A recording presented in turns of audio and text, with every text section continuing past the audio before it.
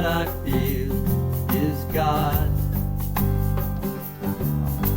And all that I have, and all that I do, and all that I am is God. And all that I want, and all that I need, all that I show is love. All that I think, all that I speak, all that I know is love. All that I see, all that I hear, all that I feel is God. And all that I have, and all that I do, and all that I am is God. All that I am is God. And all that I am is God. Hello, won't you join me in a spiritual mind treatment as we prepare our hearts and minds for today's message.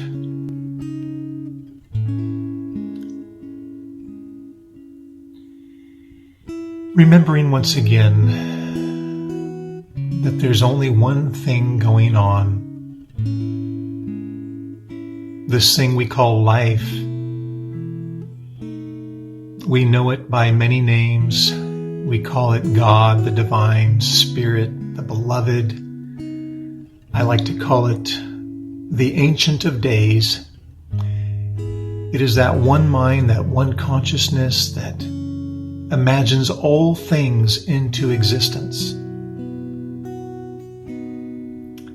It is the oversoul of my life. For I know that I am a unique individualization of this one life expressing right now as Rodney.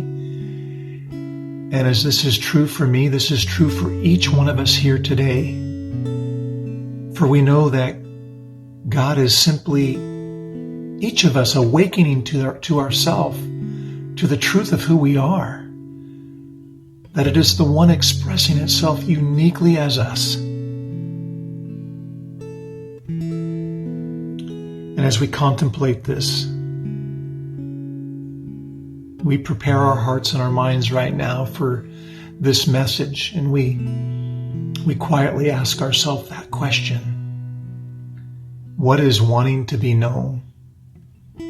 What is Spirit wanting to do with me today? And so we surrender. We surrender to this time and we say we are ready and willing to listen, putting all distractions aside, with our minds and our hearts open now. We simply say, Thy will be done. And it's with a grateful heart. So grateful for this time right now to know that each of us are so divinely held, that we are loved, that each of us are well and held in eternal love. I simply just release these words now into that divine flow of life, that creative medium that takes my words and acts upon them. I trust that it's already known, it's already done, and I simply let it be. And so it is.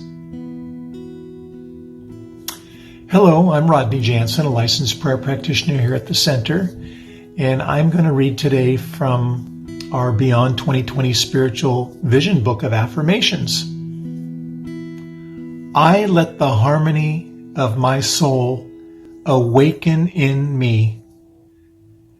There is no way for me to express myself other than harmoniously. And so it is.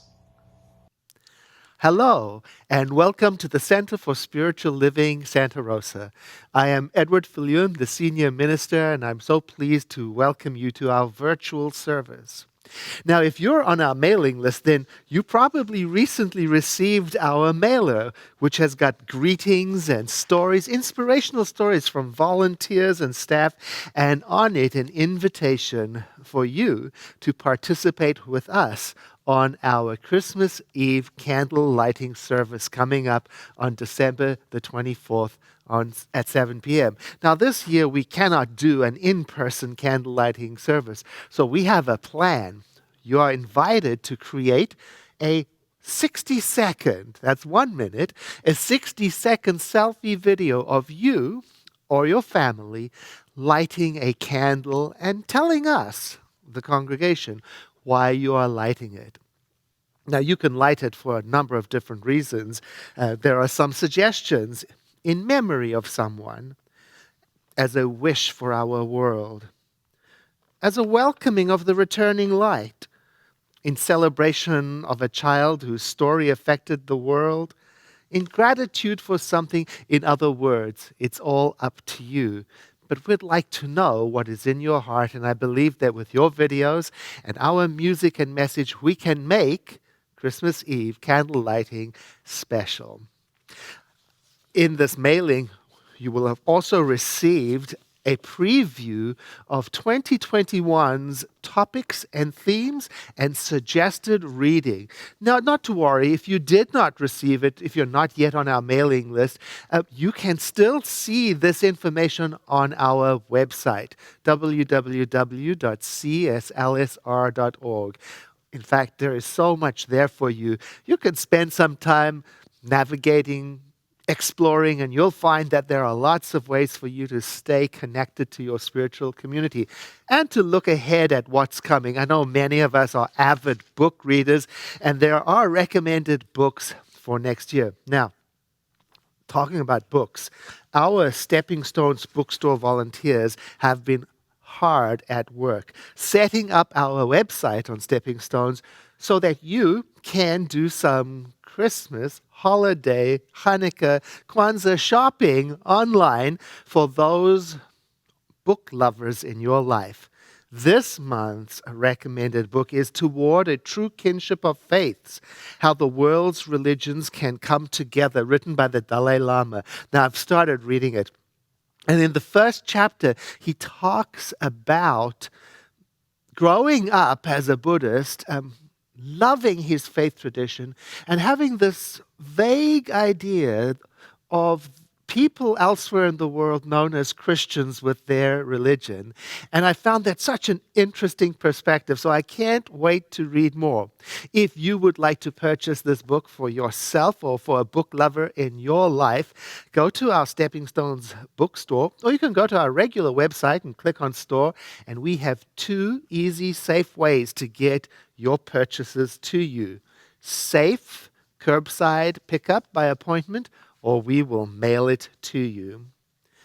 I'd also like to thank you for your support. It is heartwarming how much support is coming to us in the form of letters and gifts and checks and donations, especially the messages from our community telling us, well, what we already know, that we miss each other. You can send in a check to our physical address, and we wouldn't mind at all if you put into that envelope a little note about how you are doing. We'd love to hear from you. You can also go to our website and click on donate there. And then there is a third way. If you are a Facebook user, you can go to our Center for Spiritual Living Santa Rosa Facebook page, and you will find donate buttons right there for you to make a contribution. Our Center for Spiritual Living Santa Rosa is motivated by a vision of a healthy, loving world. We call it the global vision, and it is characterized by this phrase, a world that works for everyone. That is what activates us. And as we move toward that, we use celebration, prayer, meditation, selfless service, to get us in that direction. So I'm glad you're here, because your being here is part of the fulfillment of our vision. I invite you now to take a deep breath with me and to exhale. And if we were together, we would be shutting our eyes, letting all movements come to its completion as we prepare ourselves for the message today. You can do that where you are.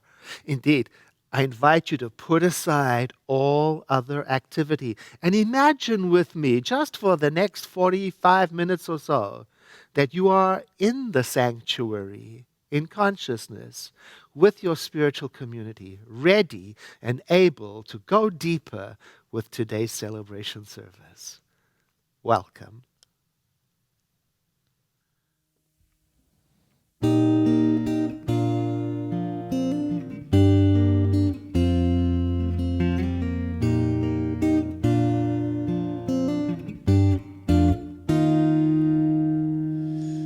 Man, it hurts sometimes to live this life.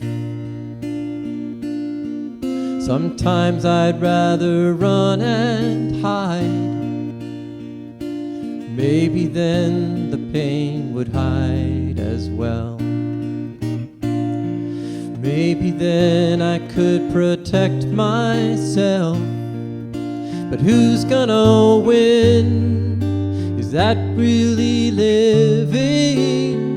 Oh, I wish I didn't know that the answer is no, nobody would win. 'Cause I could close my eyes and pretend I don't see. I could close my mind and pretend that I'm free. But my soul knows the truth. Life means stepping back in. I'm gonna open my heart again.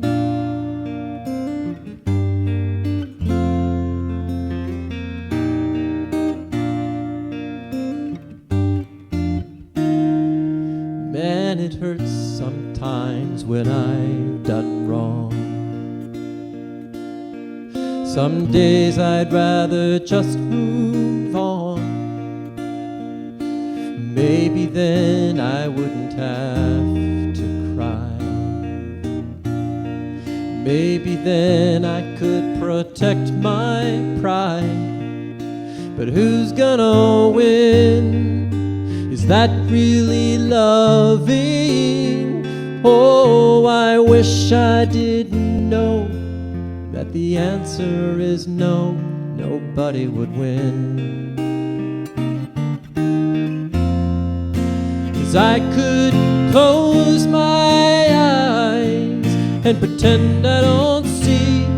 I could close my mind and pretend that I'm free. But my soul knows the truth. Life means stepping back in. I'm gonna open my heart. I could close my eyes and pretend I don't see. And I could close my mind and pretend that I'm free. But my soul knows the truth. That life means stepping back in. I'm gonna open my heart again.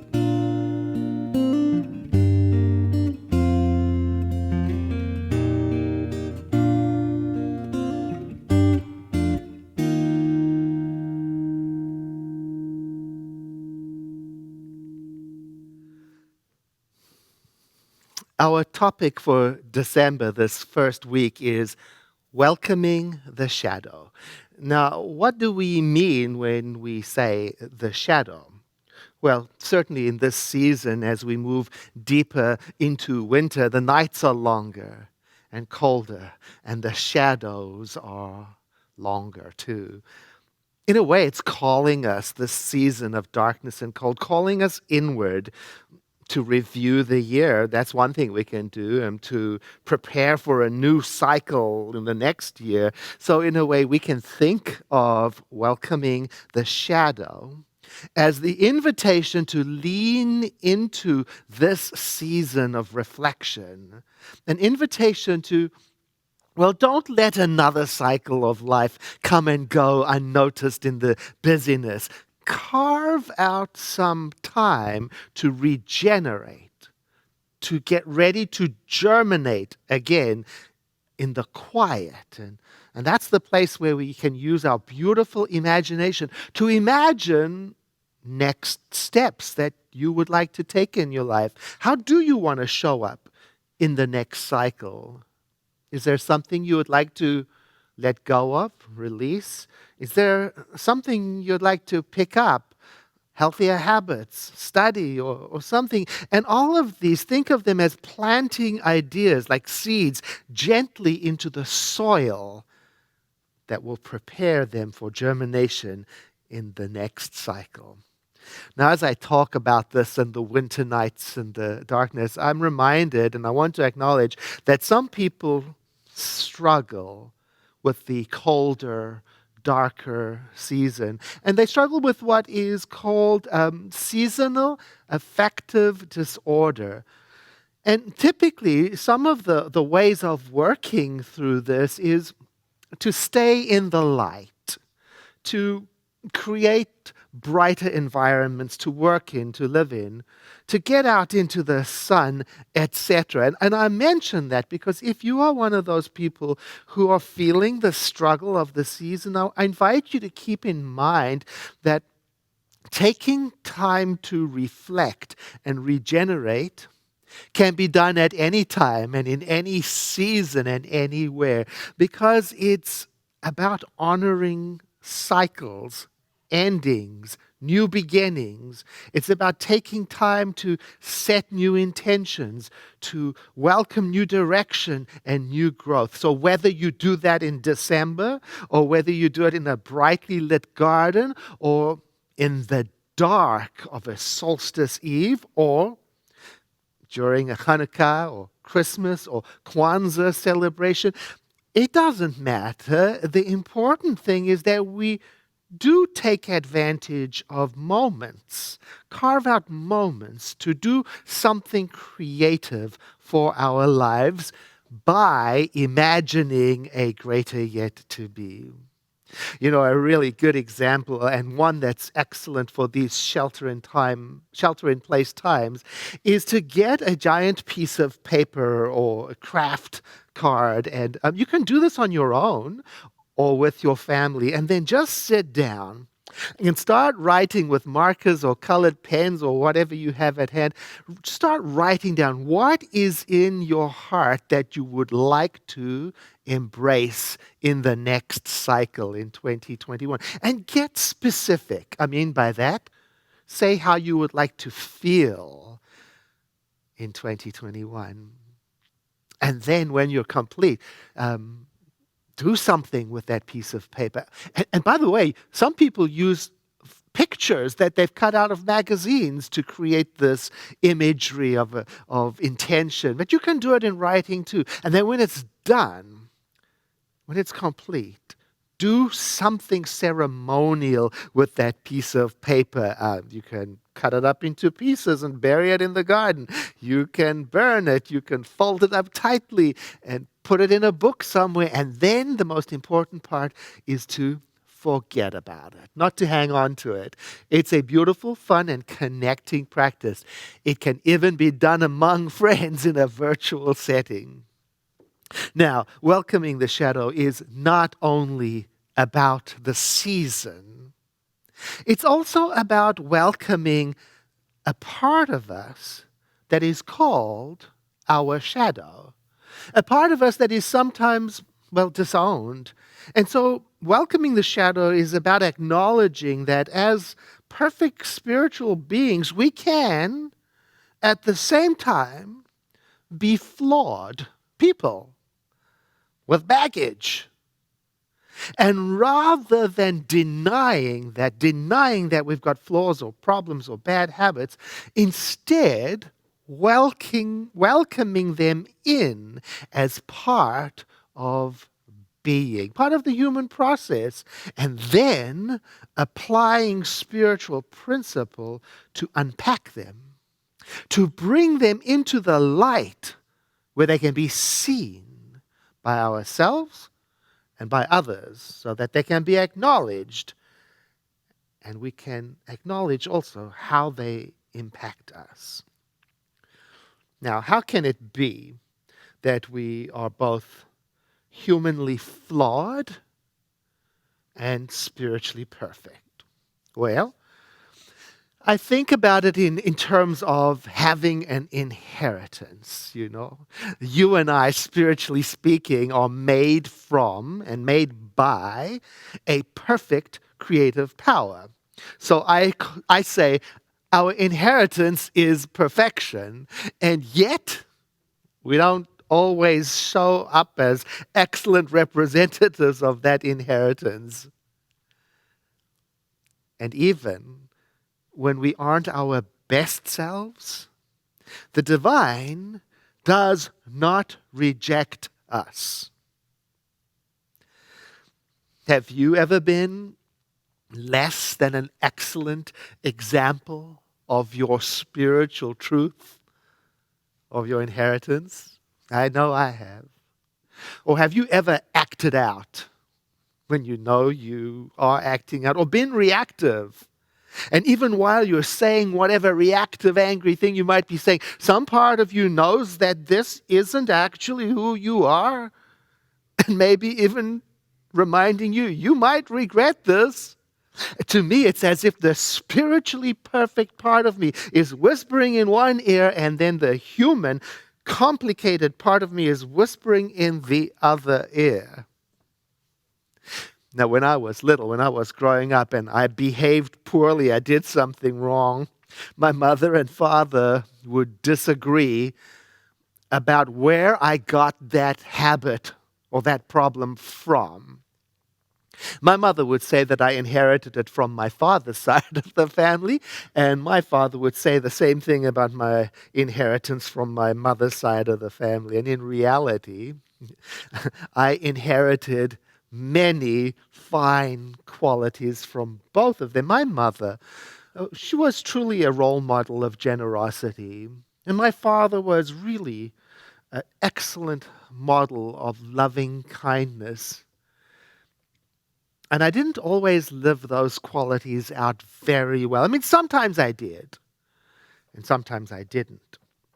And when I didn't, when I was misbehaving, I was still welcomed by them.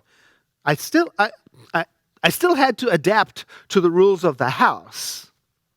Now, this reminds me of the journey of spirituality, which is a journey of awakening to our inheritance, of awakening to our potential, the potential of our perfect nature.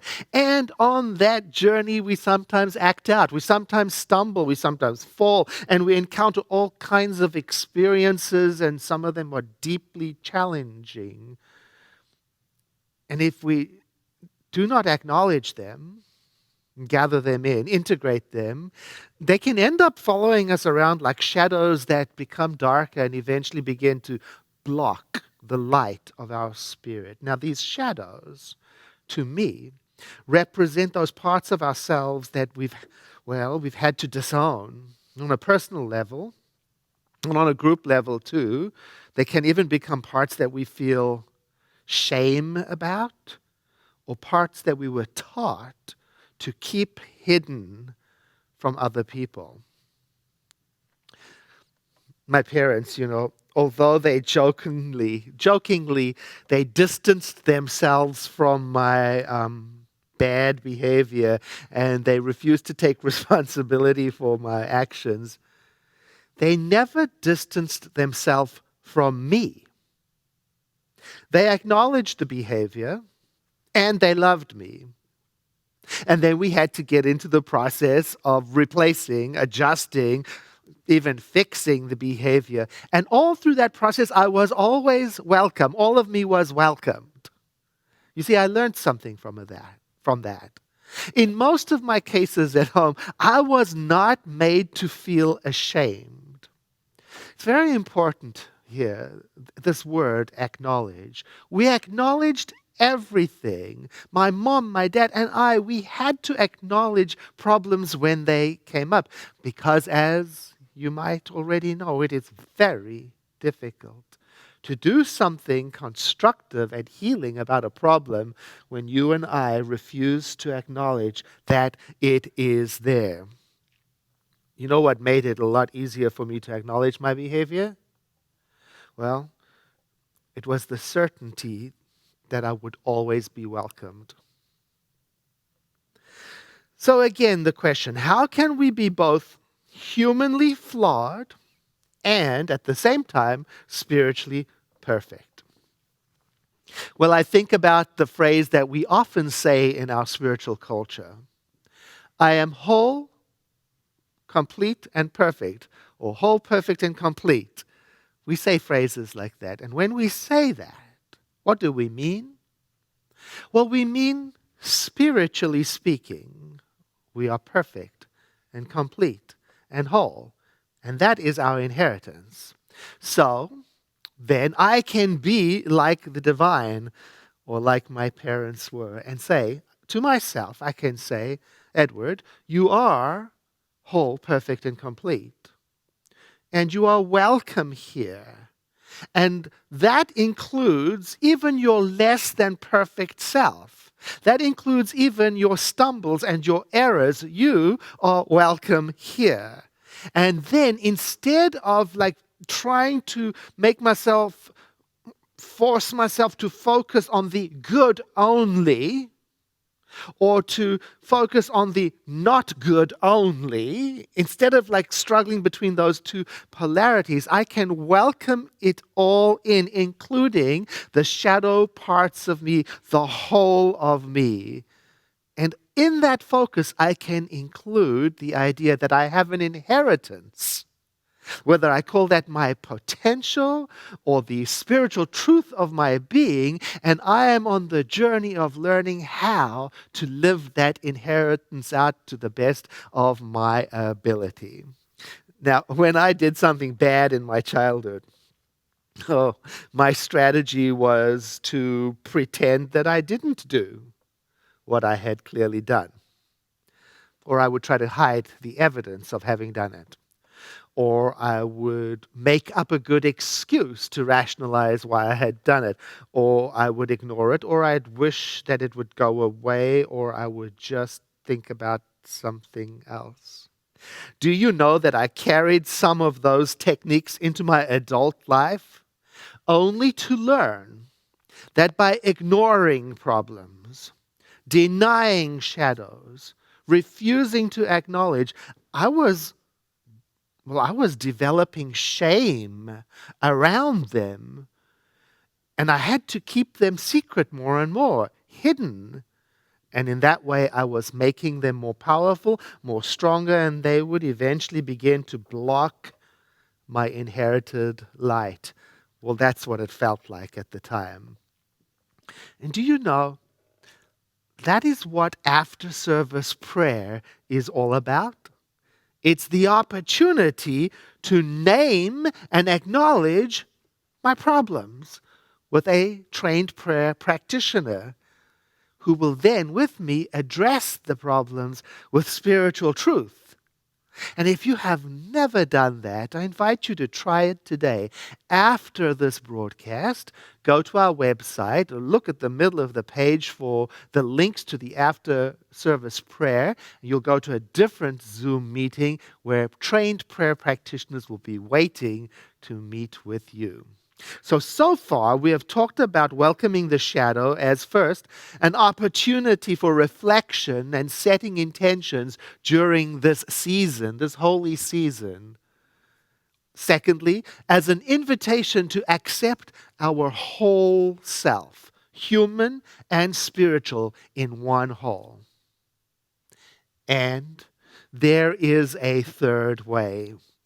Welcoming the shadow can also mean to acknowledge the pain of the world without losing sight of the beauty and the glory that is simultaneously present in the world, to not reject one.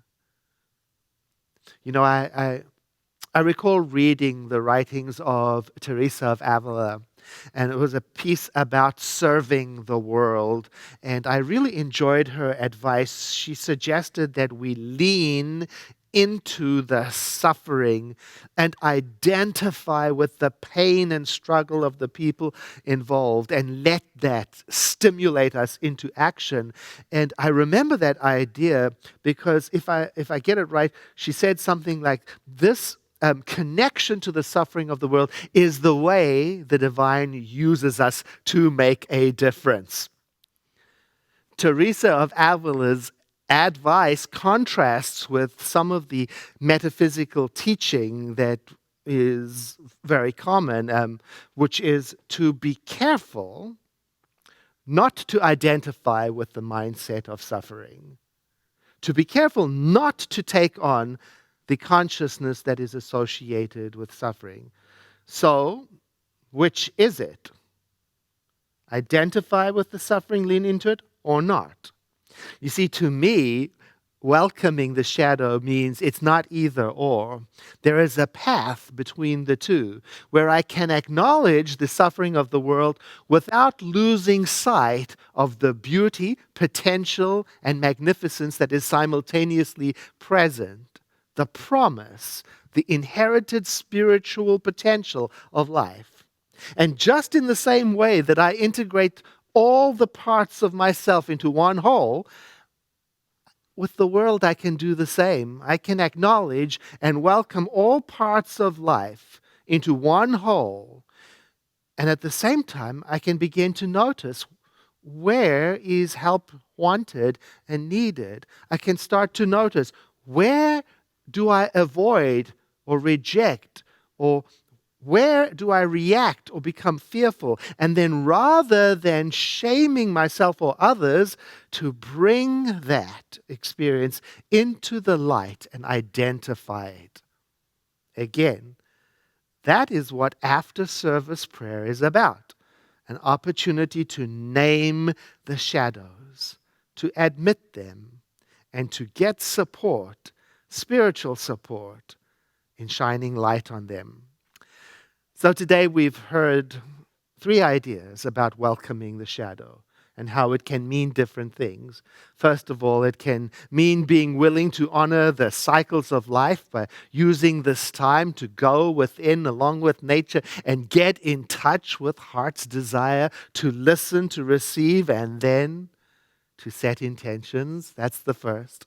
The second, it can be being willing to embrace my human self with all of my issues and my spiritually perfect self with all of its potential, and declare all of myself welcome in this world, while at the same time being willing to become aware of what adjustments I need to make that will allow me to express my inheritance more beautifully.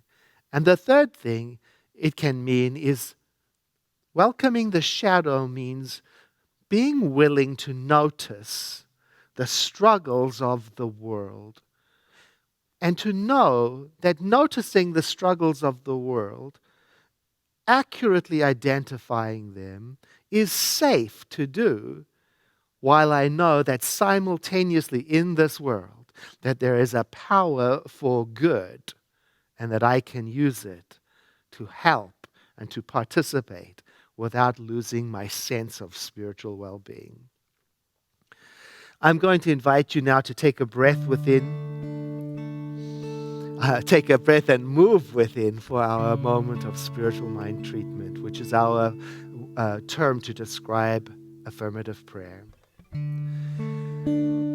There is a power for good in the universe that is everywhere present. It is persistent and available always. It is reality and unfolds all the time according to its holy and sacred nature.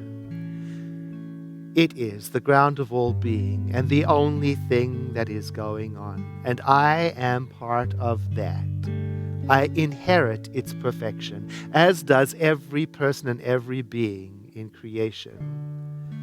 And as I affirm this, I am in no way denying all the aspects of my being, my human self. I am embracing all that I am in this complete wholeness, and I know, surely, that as I remember the truth of my being and my spiritual wholeness, this remembering, this realization has the effect of elevating my choices, guiding my thoughts, and inspiring my actions to be in this world as beautifully as I can be. So I affirm and confirm that that we are welcome in this world, just as we are and just as we are not. I embrace that idea, and I open my heart to know that whatever is necessary for me to know for the next cycle of my life comes to me through my intuition, which is the place in me where the human and the divine intersect. So having spoken this word for myself, I know I'm really speaking it for all people who accept it. Having spoken this word, I am now prepared and willing and ready to receive the inspiration that I seek. And I do so with a glad heart. There is no coercion or force or desperation in me. There is instead this joyful recognition that something wonderful is indeed happening now. I release this word into that aspect of the divine that we call the law of mind, knowing that as I've spoken, it is done. And so it is. Hello, I'm Jennifer Mann, prayer practitioner and board member emeritus. And I've been attending the center for over 3 decades. I continue to participate and benefit because it still completely moves me, even in this virtual world. So I'm here at home chatting with you about some inspiring opportunities that the center is providing during this holiday season. First of all, our winter class offerings. You can register for them now, and we even have early bird discounts for registration. Of course, you can find it online at www.cslsr.org under the class lists. Yes, there are 7 offerings. I think St. Francis is one of them, and Emma Curtis Hopkins, and you might want to take a look. Also, lunchtime learning is quite popular. It's every Wednesday in December, and it's a book study on radical acceptance. The book by Tara Brach is available, as well as all the class books, at our beloved Stepping Stones bookstore online. Easy to order books there. Our small groups are continuing to meet. Again, if you look online at the Sunday Bulletin, there might be a group, maybe more than one, that appeals to you to move you and inspire you through these times in some new beginnings. So check it out. Tonight is Sunday evening conversation with Maggie Cole at 7:00 p.m. It's time to celebrate. If not now, when is her topic. Zoom with Maggie. Something near and dear to my heart is women of spirit. Sisters, if you can, please come Saturday, December 12th, 10:30 to noon. We have conversation, prayer, music, all facilitated by ministerial students Donna Starr and Linda Lundry. Looking forward to seeing you there, ladies. Our annual candlelighting service is happening on December 24th. It's happening virtually, so it's creative. There's a new way, and you could participate. If you choose, you could make a 60-second or less little video of you or you and your family or you and your friends lighting candles for something that's meaningful to you.